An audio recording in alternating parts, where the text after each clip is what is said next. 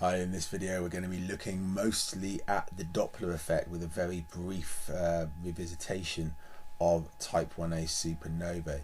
Now it's important that you watch the little video that goes before this with the chap in the bow tie, because he really goes into supernovae in the detail that we need to. But to add to that, the basic principle of supernovae is as follows. Basically, there is this, as we've said before, there's a pressure from radiation pushing out from the core of the star, balanced by the pressure, or the gravitational force pressure, if you will, of the weight of the star trying to crush it down.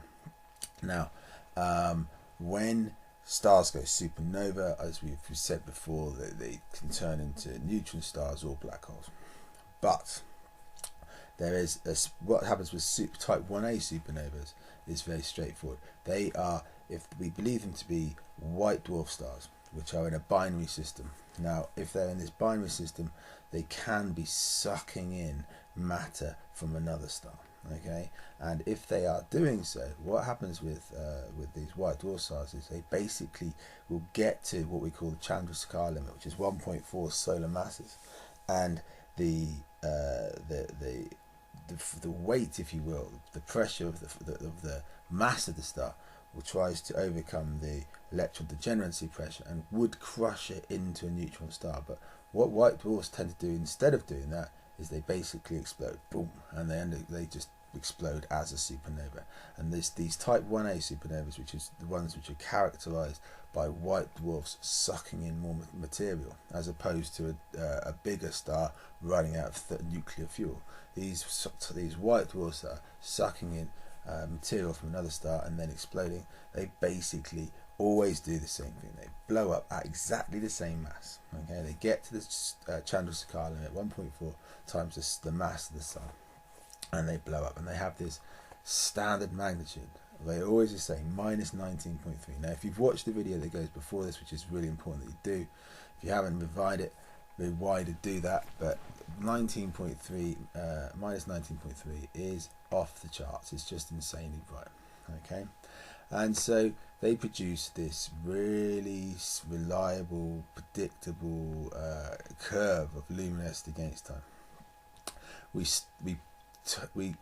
sort of talk about the time scale of a supernova after its peak brightness. You can see on this, the scale starts at 0 at the peak brightness, and of course that's when it's minus 19.3. And from looking at the shape of this curve, basically you can identify that it's a type 1a supernova. Now, the explosions you can see, or the actual time that it's illuminating light, goes on for close to a year. But these things, historically, when they've been observed from Earth, they're typically daytime visible events. Okay, there's been plenty of historical evidence of them being seen by ancient civilization, and they are visible in the daytime. They're visible actually next to the sun for several days at a time. To put them in context, that's how bright they are. Okay, so that's the key things about the type 1a supernova. What they're for is they are standard candles, and we can, by knowing their apparent magnitude, and we know the fact that their absolute magnitude is minus 19.3, we can say how bright they are, and therefore if they're in a distant galaxy, then basically we can say that whole galaxy is that distance.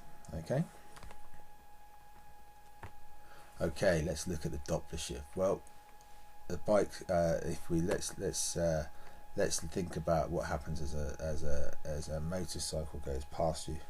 As it's approaching, it will have a higher pitch, and as it goes by, its pitch will drop. Everything it does, its ambulances, so forth.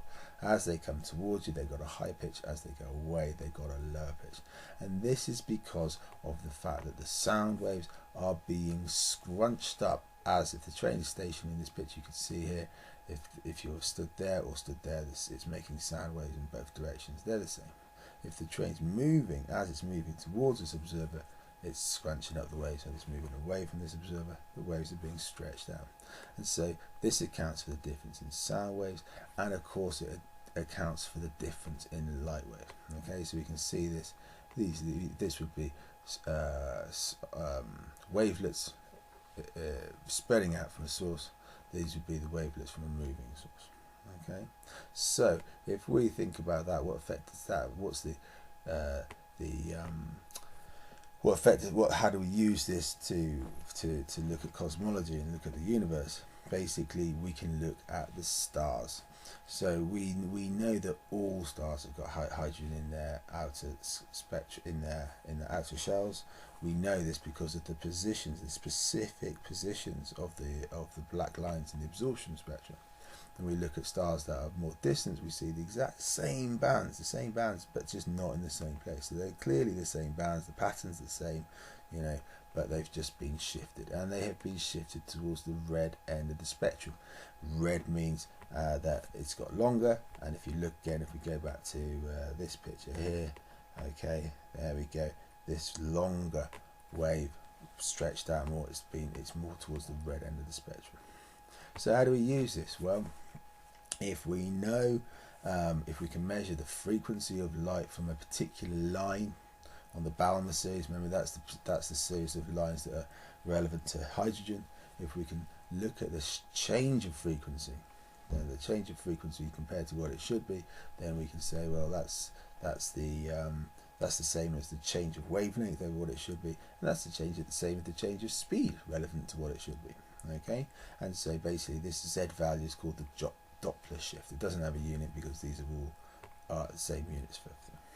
So this is basically how we can show that stars are moving away from us. And if we look further back in the universe, things that are further away from us, then they are moving faster. That's the bottom line. So just to summarize, basically this equation, delta F over F, is the same sort of ratio of the speed of an object over the speed of light, and that's the same, of course, as change of wavelength. Now there's a negative sign there because basically if this object's moving towards the observer, this becomes positive, and if it's moving away, it is negative. So that is that. Now finally, we can use this. There's one application of this which is a particular key thing for the exam board. They like to use it in the context of binary stars. So as you know, when two stars are orbiting each other, then when one is moving towards you, it's going to be giving you a blue shifted absorption spectrum, and when it's moving away, it's going to be giving you a red shifted absorption spectrum. And you can see from this snapshot in time that as A is coming towards the observer and B is going away from the observer, well, so this is where they're both working tangential to the observer. This is the place that it should be. These are where our three lines are. If we look now, B is moving away, and we can see that B has been blue shifted, so it's been moved towards this line over here. Okay, and then as it's going back, it'll come back to its normal place, and then it's going to go over that way. So it's sort of moving blue end back to normal, further to the red, back to normal. Now we can see the same happening for this line over here. Towards that way, back to where it should be. Towards that way, back to where it should be. And so we can see from this, we can first of all work out the relevant change of their frequency, and remember the relative change of frequency. If we can see the relative change of the frequency, then we can work out the velocity. Okay, because of course, if we just go back to this slide, that's going to give us the change of velocity, so we can actually say how fast they're going. On top of that, if we know how long it is, how much time it is between these cycles, so let's say we're looking at this now, here's our one shifting one way and the other. If we know how long it is between times when it's coming towards us and times when it's going away from us, we can work out the time period for rotation, thus allowing us to know the time period for the two stars orbiting each other. So what this means, we can work out, if we know the change of wavelength, change of frequency, we can work out the velocity of the stars. And if we can work out the time between a relevant redshift and the next relevant redshift, then we know the time period for the orbit of the stars around each other. And of course we can chuck these into this little simple equation here, and we can therefore work out the radius of their orbit around their centre of mass. So that's basically the next thing to do is look at some questions on that, which will be on the next bit.